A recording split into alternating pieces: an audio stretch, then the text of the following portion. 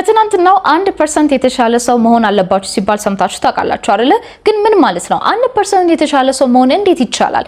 በነገራችን ላይ በየቀኑ 1% የተሻለ ሰው ከሆናችሁ ማለት ነው አመቱ ካለቀ በኋላ ከአካባቢያችሁና ከጓደኞቻችሁ 37 እጥፍ የተሻለ ሰው እንደምትሆኑ ታውቃላችሁ። ያ ነገር እንዴት ነው የሚለው ነገር ደግሞ ላስረዳችሁ።